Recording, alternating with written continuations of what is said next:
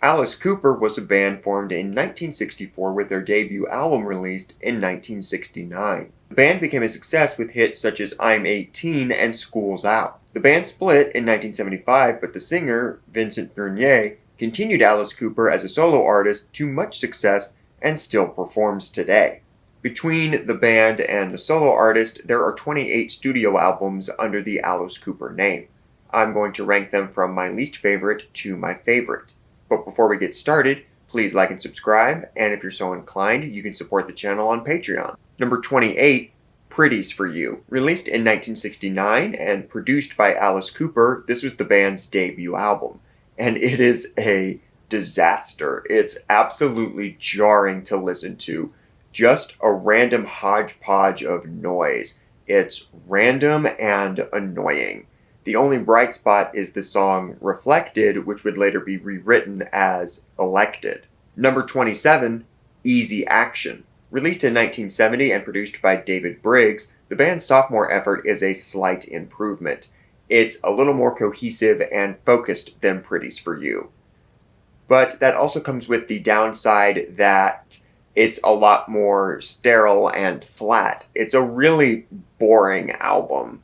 These first two Alice Cooper records are kind of a waste, and there's a reason Alice never touches them live and hasn't for most of his career. Number 26, Special Forces. Released in 1981 and produced by Richard Podolor, this is the first of three blackout albums for Alice, in that he cannot remember recording them due to substance abuse. And I think that is reflected in the material. This album is awful. I don't think there's a single good song. It's all in one ear and out the other. It is slightly more pleasant to listen to than the first two albums, so it ranks a little higher, but it's not good. Number 25, Zipper Catches Skin. Released in 1982, this was produced by Alice and Eric Scott. It is the second of the three Blackout albums. Guitarist Dig Wagner said that the sessions were a drug-induced nightmare. It is also the first Alice Cooper album not to crack the Billboard Top 200 since Easy Action. It's an attempt at new wave, and it isn't horrible, but it's not good either. My reaction listening to it was just, I didn't hate anything on the album, but I honestly couldn't really tell you that much about the songs on the album. It's just kind of nothing. Number 24, Flush the Fashion. Released in 1980, this was produced by Roy Thomas Baker. I think Alice should maybe re-record some of his early 80s material. He was playing Pain live a few years back, and it sounded really good. As is on the album, it doesn't really do much for me. I do really like Clones Were All. That's a great song. Other than that, the album does nothing for me. It's an attempt at new wave, and I'm just not into it. Number 23, Dada. Released in 1983, this was produced by Bob Ezrin. It is the final of the three Blackout albums and would also serve as Alice's last album for Warner Brothers, who he had been with since Love It to Death. The album would also be followed by a 4-year hiatus. I think it's okay. Ezrin's production certainly helped over the last several albums. I think the title track is really interesting and weird, and I kind of like it. It's nothing great, and I don't really like it, but at least it's a little more memorable. Number 22, Dragon Town. Released in 2001, this was produced by Alice and Bob Marlett. It is a sequel to Brutal Planet and was kind of a disappointment to me. It's an attempt to be modern, or at least modern by 2001 standard, and it just doesn't work for me at all. I really didn't like this album very much. Number 21, Dirty Diamonds. Released in 2005, this was produced by Steve Lindsay, and I think the production is the big issue here. It sounds small. I've heard live versions of the title track and Women of Mass Distraction that were a lot of fun, but the album versions are a little bland. But there is some fun stuff. I do like Sunset Babies and Stand. Number 20, Alice Cooper Goes to Hell. Released in 1976, this was produced by Bob Ezrin. I absolutely love the title track, and there are a couple of other songs that I think work and are cool, but I mostly think this is a very disappointing follow-up to Welcome to My Nightmare, and mostly kind of lame. Number 19, Muscle of Love. Released in 1973, this was produced by Jack Richardson and Jack Douglas. It was the first Alice Cooper album not to be produced by Bob Ezrin since Easy Action. It would also be the final album of the Alice Cooper Band. It's kind of hit or miss. I like Big Apple Dreamin' and Teenage Lament 74, but everything else is whatever and boring. Some decent songs, but overall not very interesting. Number 18, Lace and Whiskey. Released in 1977, this was produced by Bob Ezrin. It moves Alice away from his shock rock persona to a comedic private detective.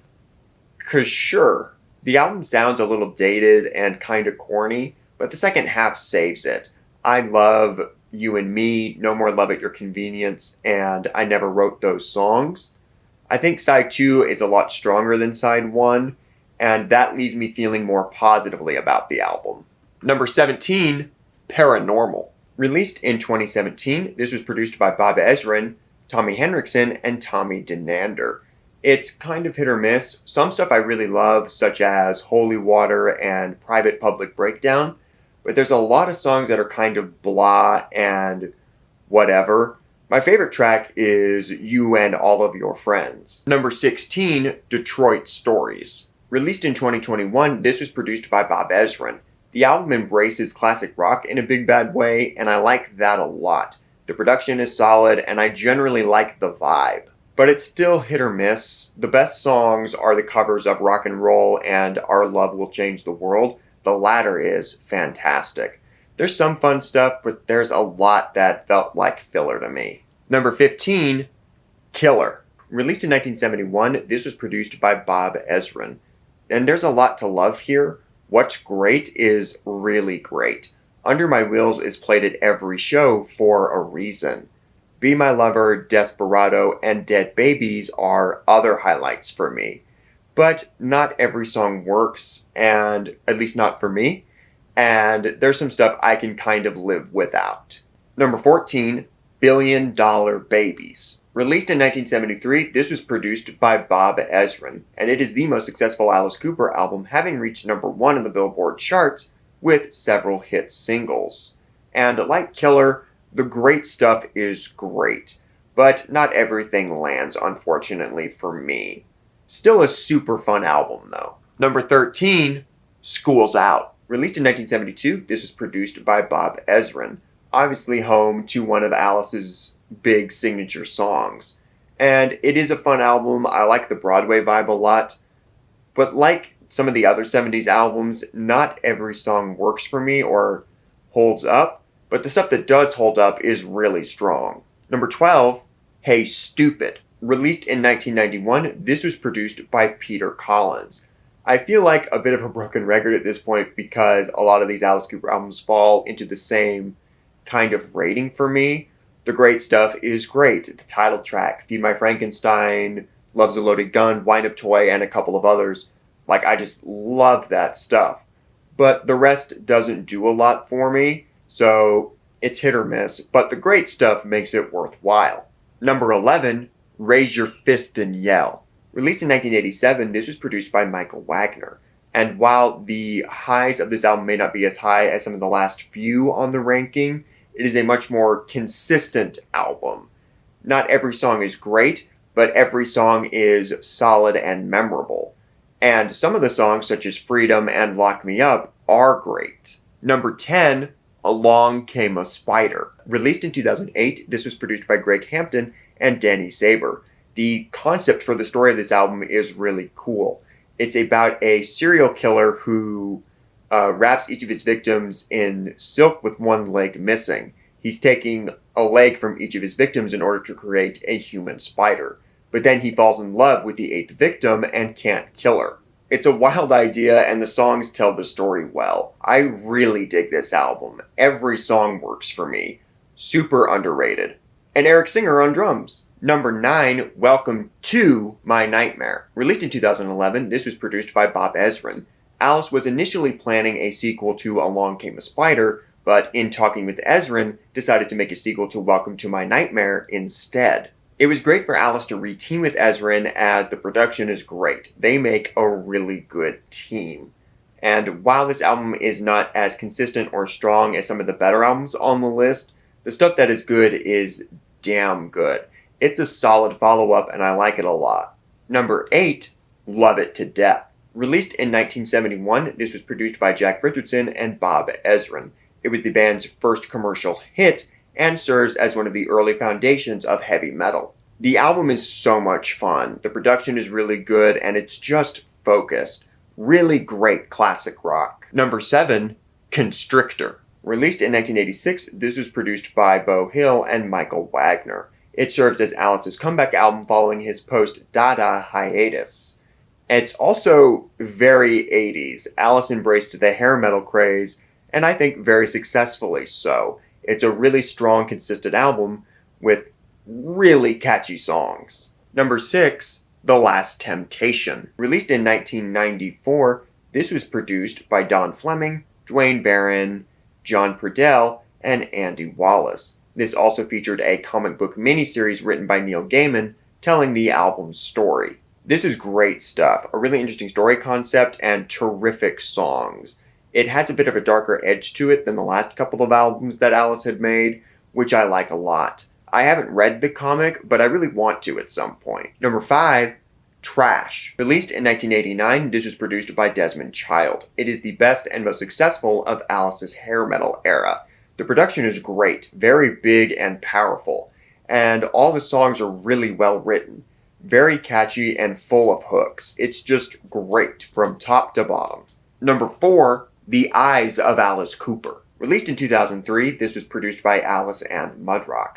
After the heaviness of Brutal Planet and Dragontown, this goes back to a more classic rock sound, and I think it is the most underrated Alice Cooper album, not helped by the fact that it is not on Apple Music or Spotify. What's up with that? It's so much fun, the lyrics are really great, the sense of humor is really on point in songs like The Song That Didn't Rhyme, Novocaine's a big highlight, Spirits Rebellious is one of my favorite Alice Cooper songs. The production is good, the songs are great, just a killer album. Number 3, Welcome to My Nightmare. Released in 1975, this was produced by Bob Ezrin. It was Alice's first solo album and one of his most successful. I just think this album is incredible. The production is really good, the songs are great, great songs. Just stellar stuff across the board. Number 2, From the Inside. Released in 1978, this was produced by David Foster. Following the Lace and Whiskey tour, Alice was submitted to a sanitarium for alcoholism as rehab didn't exist yet. This album tells the story of his time there, which is just a genius concept. The album tells various stories about the people Alice is with during his stay at the sanitarium, and it's just great song after great song. Musically, some of Alice's best. I just love this album. Number 1, Brutal Planet. Released in 2000, this was produced by Bob Marlett. It is a concept about a post-apocalyptic world with a lot of dark social themes in its lyrics, such as prejudice and domestic violence. This is Alice's heaviest album, and I think it works so well. It doesn't sound as dated to me as Dragontown does, but I also just think the songwriting is great. Some really powerful and compelling lyrics. I think this album is phenomenal. So that's my ranking. Be sure to let me know what your favorite Alice Cooper albums are in the comments, and thank you for watching.